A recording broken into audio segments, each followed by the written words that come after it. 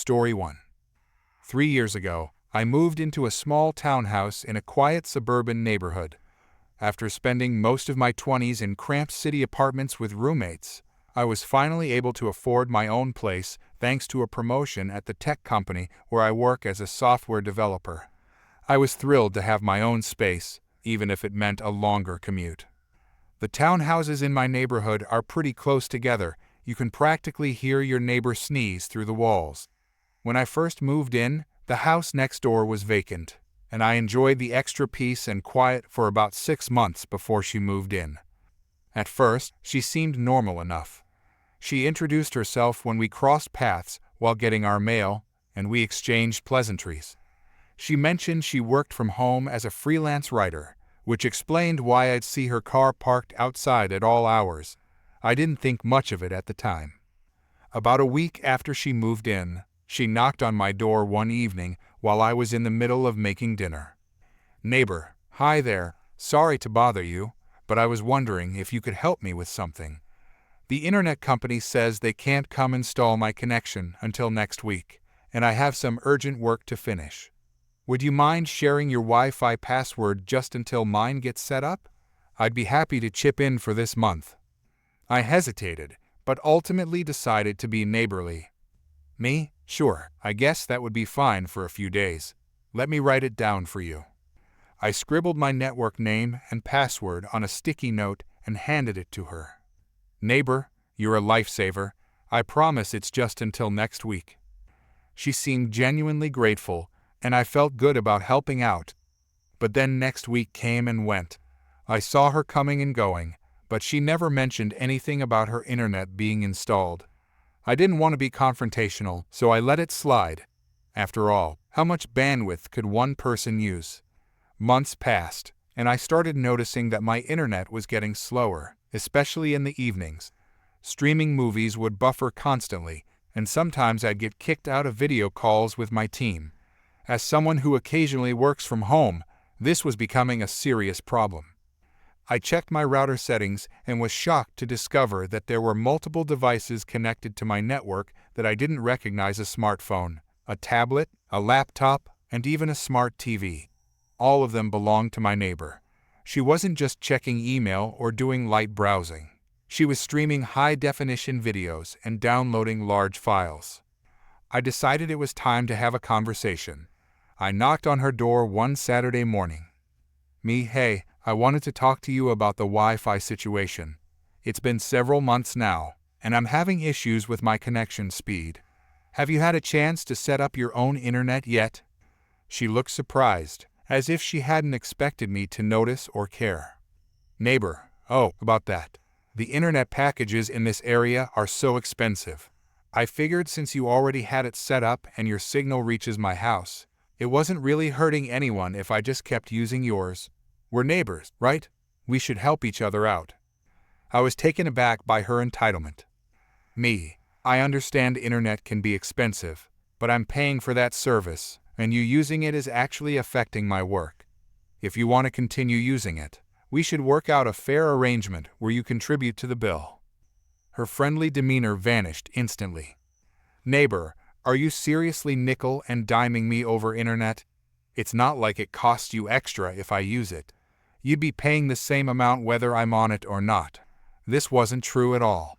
I had an internet plan with a data cap, and her heavy usage was pushing me over the limit, resulting in additional charges.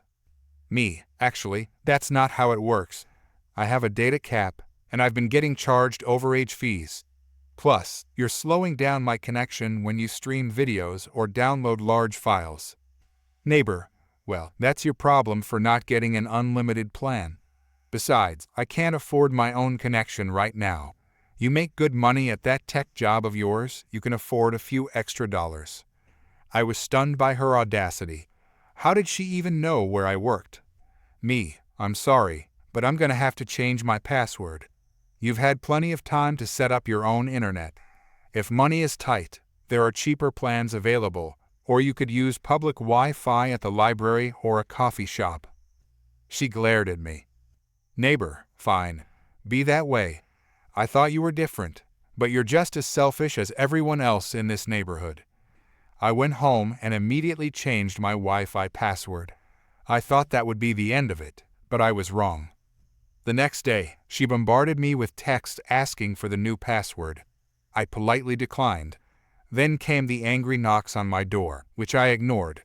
Finally, I received a certified letter from a lawyer claiming I had violated her right to internet access by cutting her off and demanding that I either provide her with the new password or pay for her to get her own connection. I couldn't believe what I was reading. I showed the letter to my cousin, who happens to be a lawyer, and she assured me that there is no right to internet access from a neighbor's private connection. She advised me to ignore the letter unless I was formally served with court documents. 2 weeks later, I was served. The lawsuit claimed that since our houses were so close together, my Wi-Fi signal invaded her property and therefore she had a right to use it. Even more ridiculous, she claimed she had a medical condition, anxiety disorder, that required constant internet access for therapeutic reasons, and that I was endangering her health by cutting her off. I had to hire a lawyer, which wasn't cheap. My cousin couldn't represent me due to a conflict of interest with her firm, but she recommended someone good. When the court date arrived, I was nervous but prepared. My lawyer had gathered all my internet bills from the past year, showing the spike in data usage and the overage charges that coincided with when my neighbor moved in. We also had technical evidence from my router logs showing exactly what her devices had been doing on my network, mostly streaming Netflix and playing online games, not anything remotely medical or therapeutic. The judge, an older woman with sharp eyes and little patience for nonsense, saw through my neighbor's claims immediately. "Judge, let me get this straight. You've been using your neighbor's Wi-Fi without permission for how long?" Neighbor: "I had permission initially, Your Honor." Judge: "For how long was this permission granted?" Neighbor: "Well, she said I could use it until my own internet was set up." Judge: "And did you ever set up your own internet?" Neighbor: "No, Your Honor. I couldn't afford it." Judge: "So you decided that entitled you to continue using your neighbor's service indefinitely without contributing financially?" Neighbor: "It doesn't cost her anything extra if I use it." My lawyer interjected with the evidence of overage charges, and the judge nodded. Judge: "It appears it did cost her extra. Quite a bit extra, actually." Then came the part about her supposed medical condition. Judge: "You claim you need constant internet access for your anxiety disorder. Do you have any medical documentation of this condition and the prescribed treatment?" Neighbor: "Well, I haven't been formally diagnosed, but I know I have it, and being online helps me relax." Judge: "Being online helps you relax. I see. And what online activities are therapeutic for your undiagnosed anxiety?" My lawyer presented the router logs showing her activities: Netflix binges, online shopping, and mobile gaming apps. The judge looked at my neighbor over her reading glasses. Judge: "These don't appear to be medical applications." My neighbor stammered, trying to claim that entertainment helped her anxiety, but the judge had heard enough. Judge: "This court finds no basis for the plaintiff's claims. There is no legal right to access another person's private Wi-Fi network, regardless of proximity. Furthermore, the court finds the plaintiff's behavior to be a clear case of theft of services." The judge not only dismissed her case, but ordered her to reimburse me for all the overage charges I'd incurred, plus my legal fees. The total came to over $3,000. Neighbor: "But I can't pay that. I don't have that kind of money." Judge: "You should have thought of that before stealing services and filing a frivolous lawsuit. You have 90 days to arrange payment, or the court will consider further action." The look on my neighbor's face was priceless, a mixture of shock, anger, and the dawning realization that her entitlement had finally caught up with her. As we left the courthouse, she tried to appeal to my sympathy. "Neighbor, look, I'm sorry about all this. Can we work something out? Maybe I could pay you a little each month for the Wi-Fi." I shook my head. I think it's best if you get your own internet connection, and maybe think twice before taking advantage of people's kindness in the future." A week later, I saw an internet company van parked outside her house. I later found out she got the most basic plan available, no more high-definition streaming for her. Sometimes when I'm enjoying my now speedy connection, I glance out the window and see her sitting on her porch with her phone, probably trying to catch a signal from the free Wi-Fi at the coffee shop 2 blocks away. Karma may take its time, but it always delivers. Story 2. I'm a 17-year-old high school senior trying to save up for college. My parents help where they can, but with 2 younger siblings and rising costs, every dollar I can earn helps. I've been babysitting since I was 14, and I've built up a decent reputation in my neighborhood. Most of my clients are fantastic, they pay well, leave emergency contacts, and always come home when they say they will. Then there's the woman I'll call Karen. I didn't know Karen personally before this weekend. She recently moved into our neighborhood about a month ago with her 2 kids, a 6-year-old boy and a 4-year-old girl. She got my number from another mom in the area who recommended me. When she called asking if I could watch her kids this Saturday night, I agreed. We settled on $15 an hour from 6 p.m. until midnight, which is my standard rate. She seemed perfectly normal on the phone, pleasant even. Saturday came around, and I arrived at her house at 5:45 p.m. The place was nice but cluttered with moving boxes. Karen was dressed up for what she called a business dinner and rushed through the basics the kids had already eaten. Bedtime was 8:30, and emergency numbers were on the fridge. Karen, the kids are watching TV in the living room. They've already had dinner, so just give them a small snack before bed if they get hungry. Bedtime is 8:30 sharp. I'll be back around midnight. Me, got it. Do they have any allergies I should know about? Karen, no allergies. My son might try to stay up late, but don't let him sweet talk you. And my daughter sometimes has bad dreams, so leave her nightlight on. Me, no problem. I brought some children's books if they want a bedtime story. Karen, perfect. You seem responsible, which is why I picked you. I'll see you at midnight. And with that, she was out the door. The first few hours went smoothly. The kids were actually pretty well behaved. The little boy was obsessed with dinosaurs and showed me his entire collection, while the little girl wanted to play tea party with her stuffed animals.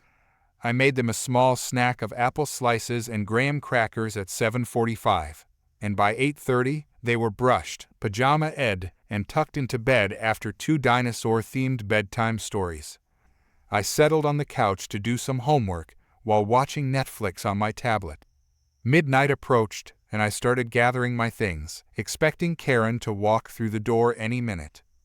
12:15 m came. No Karen. 12:30 m. Still no Karen. I texted her. Hi, just checking if you're on your way. It's a bit past midnight. No response for 15 minutes, so I called. It rang several times before she picked up. I could hear loud music in the background. Karen, hello? Me, hi, it's the babysitter. I was just wondering what time you'll be home. It's 12:45 now. Karen, oh, change of plans. I'm actually going to stay out tonight. I'll be back in the morning, around 10 m. I was stunned. This wasn't what we agreed to at all. Me, I'm sorry, but we agreed until midnight. I have plans tomorrow morning, and I can't stay overnight. Karen, well, you're already there. What's the big deal? Just sleep on the couch. Me, I can't. I have to be somewhere by 9 m. And we didn't agree to an overnight rate, which would be much higher. Karen, higher rate? I'm not paying you extra. You're already getting $90 for practically nothing. The kids are asleep. Me, babysitting isn't just about being physically present. It's about responsibility. And staying until 10 m would be 16 hours, not 6. That's $240 at my regular rate, or more for overnight. Karen, that's ridiculous. I'm not paying that. You're just being greedy. Me, then you need to come home now. Or send someone else who can watch your kids. Karen, look, I'm having fun, and I'm not coming home just because you want to be difficult. Just deal with it. I'll pay you the original $90 when I get back. Me, that's not acceptable. If you don't come back or send someone else within the next hour, I'll have to call someone for help. Karen, are you threatening me? They're just sleeping. What's your problem? Me, my problem is that you're changing our agreement and expecting me to watch your children for free. Please come home. Karen, you know what? Do whatever you want. I'm turning off my phone. And she hung up. I was furious and nervous at the same time. I called my mom to ask for advice, and she was livid. She suggested I call the non-emergency police line, which I did after trying to call Karen back several more times with no answer. The dispatcher was sympathetic and sent an officer to the house. When the police officer arrived, I explained the situation. He tried calling Karen too, and when she didn't answer, he called Child Protective Services CPS. The officer stayed with me and the sleeping children while we waited. Around 2:30 am, Karen finally called me back. Karen, why the hell do I have 6 missed calls from the police? What did you do? Me, I called the non-emergency line because you abandoned your children. There's an officer here now. Karen, I did not abandon them. You're there. Me, without my consent to stay overnight. You need to come home now.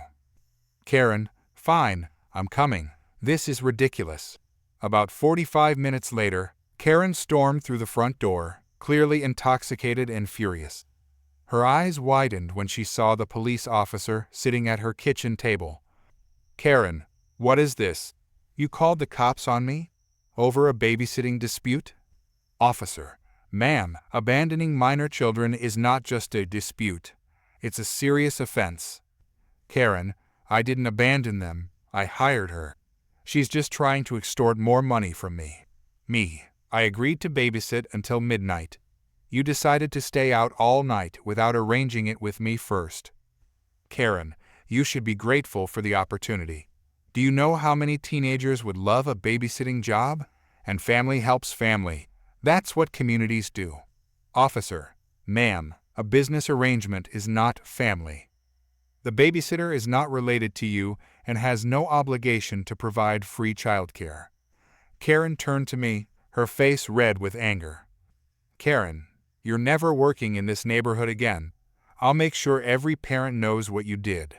Officer, ma'am, I need you to calm down. You're currently intoxicated and we're planning to leave your children in the care of someone without their consent. This is neglect and child abandonment. Karen, this is insane. I was coming back in the morning. Officer, without the babysitter's agreement to stay. Ma'am, please step outside with me. The officer took Karen outside to talk privately. I could hear her yelling from inside the house. About 10 minutes later, another police car arrived, and so did a woman who identified herself as a CPS caseworker. The officer came back inside and told me they were placing Karen under arrest for child endangerment and abandonment. The CPS worker would be taking temporary custody of the children. Me, will the kids be okay? They're good kids. CPS worker, we'll contact their father and other family members first. Don't worry, we'll make sure they're safe. The officer asked me to write a statement about what happened, which I did. By this time, it was almost 4 a.m., and the commotion had woken up the children. The little girl was crying, and the boy looked confused and scared. The CPS worker was amazing with them, gently explaining that they were going on a little trip, while their mom sorted some things out. Finally, at around 4:30 am, my mom came to pick me up. The children left with a CPS worker, and Karen was taken to the police station. I was exhausted, upset, and worried about the kids. 2 days later, I got a call from the police asking if I would press charges for the non-payment. I decided not to, as Karen was already facing child endangerment charges, and I just wanted to move on. However, I did post about my experience in our neighborhood's social media group, warning other babysitters about what happened without using her name, just describing the situation. The response was overwhelming. Parents in the neighborhood were appalled by the story. Many shared their own experiences with entitled parents, though none as extreme as mine. Several asked for my Venmo to send me the money Karen owed me, and by the end of the day, I had received over $500 in donations from supportive community members. I later learned from a neighbor that Karen's ex-husband had been granted emergency custody of the children. Apparently, this wasn't her first incident of irresponsible behavior. Karen ended up with community service, mandatory parenting classes, and supervised visitation rights. As for me, I'm still babysitting, but now I have all parents sign a simple agreement that outlines the hours, payment, and late fees. I've never had another problem since. The silver lining is that several families in the neighborhood became regular clients after hearing how I handled the situation, saying they appreciated my professionalism and responsibility. Sometimes standing up for yourself does pay off, even if it means dealing with an entitled Karen in the process. Story 3. I've been in the hotel business for almost 15 years now. Started as a bellhop at 19, worked my way up to front desk, and now I'm the front desk manager at the Grand Royal Hotel, one of the most prestigious 5-star establishments in the city. Our clientele consists mainly of business executives, celebrities, and the occasional wealthy tourist. We pride ourselves on discretion, professionalism, and impeccable service. In my years here, I've dealt with all sorts of difficult guests: the drunk businessman who lost his key card for the 3rd time, the movie star who needed the entire floor cleared because they needed privacy, and countless others who believed their money entitled them to special treatment. But nothing prepared me for what happened last month with the self-proclaimed social media influencer. It was a busy Friday afternoon when she first checked in. The lobby was crowded with weekend arrivals, and our staff was working at full capacity. I was helping a couple from Japan when I noticed her at the counter, speaking loudly to my colleague. "Woman, do you know who I am? I have over 10,000 followers on Facebook. I'm an influencer." I couldn't hear my colleague's response, but the woman seemed satisfied enough as she strutted away with her key card. I remember thinking her designer handbag looked suspiciously fake, but I didn't give it much thought. Little did I know that this interaction was just the beginning of a nightmare that would span several days. The woman had booked one of our deluxe suites for 3 nights at our seasonal discount rate. The rate was still substantial, about $500 per night, but significantly lower than our regular price of $800. Even at the discounted rate, the room was far from cheap. The first signs of trouble came that very evening when she called the front desk 5 times in 2 hours, demanding everything from extra towels to a specific brand of sparkling water that we didn't carry. Each time, my staff politely explained our limitations or offered alternatives, but she seemed increasingly agitated. By Saturday morning, she had already logged 3 complaints about the room service, the temperature of the pool, and the attitude of our concierge who couldn't get her last-minute tickets to a sold-out show. Still, we maintained our professionalism. In this industry, difficult guests are par for the course. Sunday evening arrived, and she was scheduled to check out Monday morning at 11 a.m. Around 8 p.m., she approached the front desk where I was working. "Woman, I need to speak to the manager." "Me, I am the front desk manager. How can I help you?" "Woman, I've decided to extend my stay for another week. Same room." "Me, let me check our availability for you."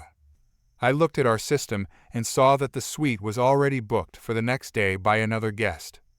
"Me, I'm sorry, but that suite is already reserved starting tomorrow. However, I can offer you a different suite that's equally." "Woman, no, I want that room. I've already taken pictures for my Facebook page, and my followers expect consistency." "Me, I understand, but I simply cannot give you a room that's already booked by another guest." "Woman, then cancel their reservation. I have influence. Do you know how many people decide where to stay based on my recommendations?" I tried to explain how reservations worked, that we couldn't just cancel someone else's booking, and that our system didn't operate on social media currency. She stormed off, muttering about how she would make us regret this. Monday morning arrived, and checkout time came and went. At 11:30 a.m., housekeeping reported that the woman refused to let them into the room, claiming she was still deciding whether to leave. By noon, I was on my way up to the suite with our head of security, a calm, imposing former police officer who had dealt with his fair share of difficult guests. We knocked on the door. "Me, ma'am, it's the front desk manager. Checkout time was at 11 a.m., and we have new guests arriving for this room." The door cracked open, and she peered out. "Woman, I've decided that I'm not paying for my stay. In fact, you should be paying me for the exposure I'm giving your hotel on my Facebook page." Security: "Ma'am, you signed an agreement upon check in that outlined our policies, including payment terms and checkout time." Woman: "Those don't apply to influencers. Do you know how much a sponsored post costs? Thousands of dollars. I've already posted 3 times about this hotel." Me: "While we appreciate your posts, that doesn't change our policies. Your credit card has already been charged for the 3 nights you booked. Now we need you to vacate the room so we can prepare it for the next guest." Her face turned an alarming shade of red. "Woman, I will not be treated this way. I know the owner of this hotel. He would be appalled if he knew how you're treating me." This was a common bluff, and an easily disprovable one at that. Our hotel was owned by a foreign investment group, not an individual. "Me, ma'am, if you don't check out voluntarily, we'll have to escort you from the premises." Woman: "Try it, and I'll sue this entire hotel into bankruptcy." She slammed the door in our faces. Security immediately used the master key to open it, but she had engaged the security latch. We could only open the door a few inches. Security: "Ma'am, removing the security latch would be in your best interest. We don't want to escalate this situation." Woman: "I'm calling my lawyer right now." We could hear her frantically talking on the phone, though I suspected there was no one on the other end. Me: "We're giving you 10 minutes to gather your belongings and leave peacefully. After that, we'll have to call the police for trespassing." We stepped away from the door, and I immediately called our general manager to inform him of the situation. He authorized us to proceed with removing her if necessary and contacted our legal team just in case. 15 minutes later, we returned with 2 uniformed police officers who happened to be stationed nearby. This time, when we knocked, there was no answer. Security used the master key again, and the security latch had been removed. We entered to find the room in complete disarray, towels strewn about, room service trays piled up, and various toiletries scattered around the bathroom. But the woman was nowhere to be found. The mystery was solved when one of our housekeepers approached me in the hallway, looking uncomfortable. Housekeeper: "Sir, that woman offered me $100 to let her stay in the room. I was cleaning on the 3rd floor." I said no, of course. We quickly checked the room in question and found it empty. Then, a call came from the front desk. The woman was in the lobby, creating a scene that was disturbing other guests. When I arrived downstairs, she was standing in the middle of the lobby, filming herself on her phone while loudly proclaiming our hotel's awful treatment of prominent social media personalities. Security approached her calmly, flanked by the police officers. Security: "Ma'am, you've officially checked out. Your belongings have been collected and are waiting for you here. You need to leave the premises now." Woman: "I'm being assaulted. Look, everyone, this is how they treat women at this hotel." No one was touching her, and the other guests in the lobby were clearly uncomfortable with her behavior, not ours. One of the police officers stepped forward. "Officer, ma'am, you're causing a disturbance. You need to leave now, or you'll be arrested for trespassing." Woman: "You can't arrest me. I'm an influencer." Apparently, in her mind, this granted her some sort of diplomatic immunity. The officers explained that her social media status didn't exempt her from the law, which only made her more irate. Eventually, she was escorted out, screaming threats the entire way. Her parting words were, "You'll never work in this industry again. I'll destroy this place." I thought that would be the end of it, an unpleasant encounter, but one that was over. I was wrong. That evening, 1-star reviews began appearing on every platform: Google, Yelp, TripAdvisor, Facebook, and more. All from new accounts, all with similar writing styles, all claiming horrible experiences at our hotel. The stories ranged from finding bugs in the rooms to staff stealing personal items. It was clearly a coordinated attack. The next morning, our hotel's social media accounts were flooded with negative comments. Almost all could be traced back to her Facebook page, where she had posted a 20-minute expose of our hotel, filled with outright lies and manipulated photos. She claimed we had charged her thousands for amenities she never requested, that security had physically threatened her, and that she had found evidence of illegal activities in her room. Our general manager immediately contacted our legal team. What the woman didn't realize was that our hotel, like most luxury establishments, had security cameras in all public areas. We had footage of her entire meltdown in the lobby, her attempts to bribe housekeeping, and even her initial check-in where she had explicitly agreed to our terms and rates. Moreover, her social media influence wasn't nearly what she claimed. While she did have around 10,000 Facebook followers, most appeared to be fake accounts. Her engagement rates were dismal, and her brand deals were non-existent. Our legal team compiled all the evidence and sent her a cease and desist letter, demanding she remove all false reviews and posts. They also informed her that if she didn't comply, we would pursue legal action for defamation and business interference. Her response? She doubled down, posting the letter on her page and claiming it was harassment from a corrupt corporation. That was the final straw. The lawsuit was filed the next day. Our hotel chain had dealt with similar situations before, though none quite this extreme, and had an established protocol for protecting its reputation. What followed was a 3-week legal battle that the woman was wholly unprepared for. She represented herself, claiming she couldn't afford a lawyer, though she had no problem continuing to pose with luxury goods on her social media. Her defense consisted mainly of emotional outbursts, unsubstantiated claims about our unethical business practices, and the repeated insistence that as an influencer, she was entitled to free accommodation in exchange for exposure. The judge was unimpressed. The hotel's evidence was substantial and well documented. The security footage alone was damning, showing her blatant lies for what they were. The fake reviews were easily traced back to her IP address. The court ruled in our favor, ordering her to pay damages of $25,000, remove all false statements, and post a public apology. But the consequences didn't end there. Our hotel was part of a worldwide luxury chain with over 200 locations. Following the verdict, she was placed on our chain-wide blacklist, a rare move reserved for the most problematic guests. She would never be able to book a room at any of our hotels again. The last I heard of her was a rambling Facebook post where she claimed the hotel industry was conspiring against honest influencers and that society doesn't value social media work. She had apparently tried to book at several of our chain's hotels under different names, only to be identified and turned away each time. The most ironic part, our hotel's reputation actually improved following the incident.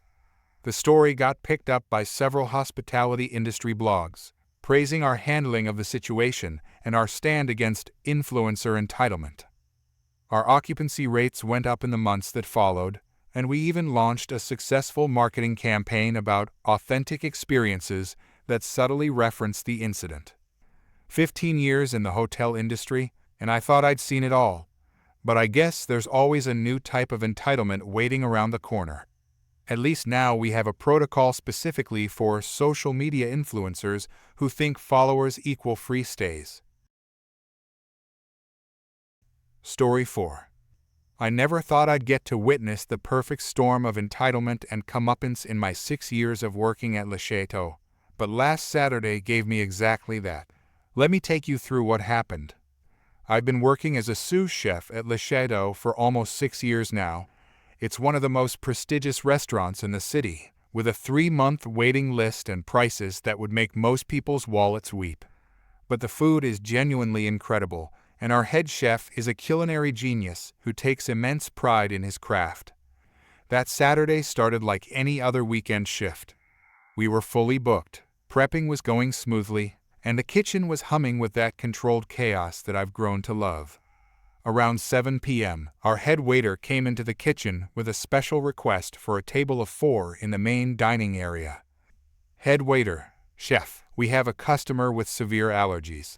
She says she's deathly allergic to gluten, dairy, and nuts. She's requesting a special menu." Our head chef nodded. He takes allergies very seriously, we all do. Food allergies are no joke, and we've always gone above and beyond to accommodate guests with dietary restrictions. Head chef: "Tell her not to worry. I'll prepare something special that avoids all those ingredients." The head waiter looked relieved but slightly uncomfortable. "Head waiter, she's also requesting to speak with you about her meal personally. She says she's a food connoisseur with a popular food blog." I could see the chef's eye twitch slightly, but he agreed. We've dealt with self-proclaimed food critics before. They usually want some special treatment or to flex their supposed culinary knowledge. About 15 minutes later, a woman with perfectly coiffed blonde hair and an outfit that screamed, "I want to speak to your manager," walked into our kitchen like she owned the place. I'll call her Karen because, well, if there was ever a person who embodied the stereotype, it was her. "Karen, I simply must ensure that my meal is prepared without any trace of gluten, dairy, or nuts. I have severe, deathly allergies. One bite could send me to the hospital." She said this while waving her hands dramatically, her voice loud enough for the entire kitchen to hear. Our head chef, ever the professional, nodded patiently. "Head chef, I understand completely, ma'am. Food allergies are serious, and we take them very seriously too. I'll personally oversee your meal preparation to ensure it meets your dietary requirements." Karen: "Good. I expect nothing less from a restaurant of this caliber.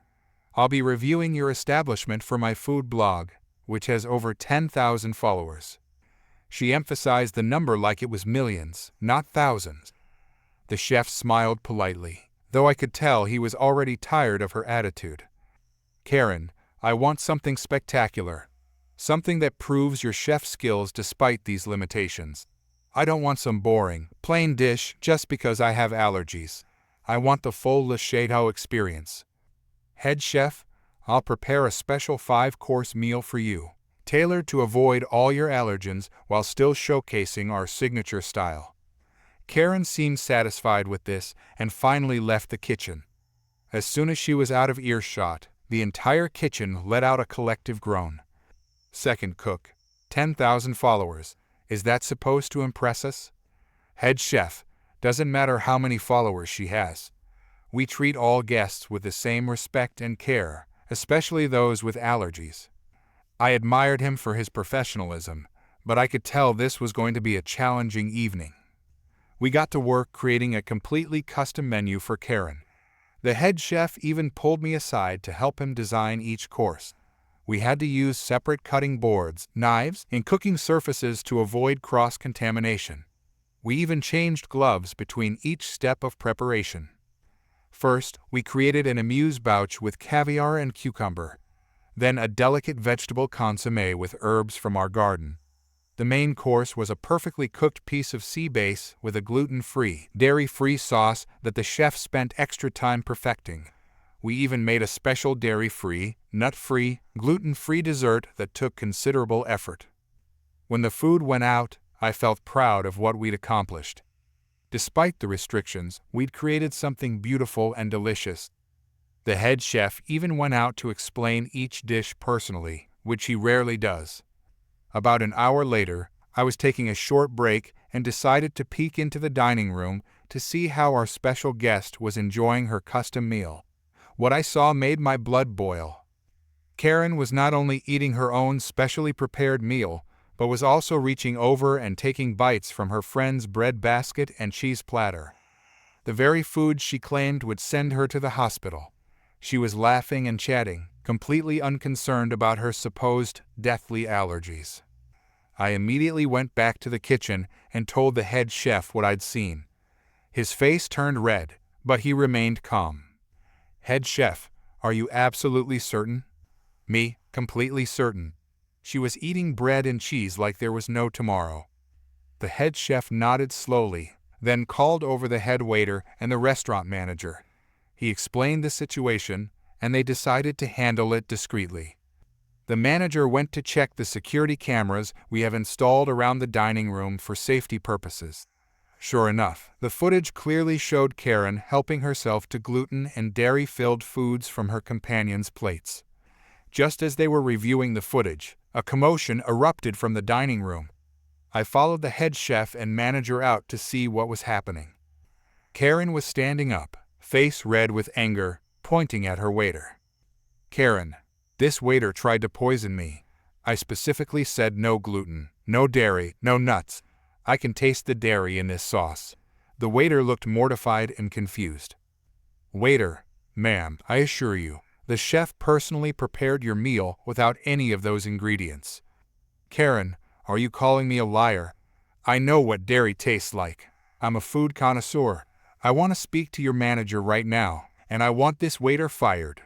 Her dining companions looked embarrassed, shrinking in their seats as other diners turned to watch the spectacle. Our manager stepped forward calmly. "Manager, I am the manager, ma'am. What seems to be the problem?" "Karen, this incompetent waiter brought me food with dairy after I explicitly said I'm deathly allergic. I want him fired immediately, and I expect my entire meal to be comped." The manager maintained his composure, which I've always admired about him. "Manager, I understand your concern. However, our chef personally prepared your meal without any dairy, gluten, or nuts as requested. We take allergies very seriously here." "Karen, well, I'm having an allergic reaction right now. Do you want me to sue this establishment?" It was at this moment that the manager made a move I'll never forget. "Manager, ma'am, before we discuss compensation, I need to show you something. Would you mind stepping over to my office for a moment?" Karen looked smug, probably thinking she was about to get a profuse apology and a free meal. She followed the manager to his office near the entrance, where a small monitor displayed the security camera feeds. The manager rewound the footage and played it for her. There she was, clear as day, happily eating bread and cheese from her friends' plates. The color drained from Karen's face. "Karen, that's not what it looks like. I was just testing it for my friends." "Manager, testing the food you claimed would cause you a deathly allergic reaction." "Karen, you're twisting my words. This is an invasion of privacy. You can't record customers without permission." "Manager, actually, there are signs at the entrance notifying all guests that security cameras are in use for safety purposes. What concerns me is that you claim to have severe, life-threatening allergies, which caused our kitchen staff to go to extraordinary lengths to accommodate you, only for you to consume those very same allergens from your friends' plates." "Karen, this is ridiculous. I'm leaving, and I'm never coming back." "Manager, that would be for the best, ma'am. Additionally, I must inform you that you are no longer welcome at Le Chateau. Falsely claiming allergies is not only disrespectful to our staff who worked hard to accommodate you, but it's dangerous as it can lead to real allergies being taken less seriously." "Karen, you can't ban me. Do you know who I am? My food blog will destroy this place." "Manager, you're welcome to write whatever you like, but we will be keeping this footage should we need to respond to any false claims." Karen stormed out, her friends awkwardly following after leaving enough cash to cover their bill. The whole restaurant was silent for a moment, and then a few people actually applauded as the manager walked back to the dining area. The next day, as expected, Karen posted a scathing review on her blog and all her social media channels, claiming our restaurant had terrible service, gave her food poisoning, and discriminated against people with allergies. Our manager's response was perfect. He posted a polite but firm statement explaining that we take allergies extremely seriously, accompanied by the security footage with her friends' faces blurred for privacy, showing her happily eating the food she claimed would kill her. The response went semi-viral in our local foodie community. Karen's followers quickly turned on her, and she eventually deleted her review and made her accounts private. Meanwhile, we received an outpouring of support and even more reservations from people who appreciated our commitment to food safety and our refusal to be bullied by entitled customers. I've seen a lot of entitled behavior in my years working in restaurants, but Karen's attempted manipulation and the perfect way it backfired will always be my favorite story to tell. The lesson? Don't fake allergies, especially when there are security cameras around.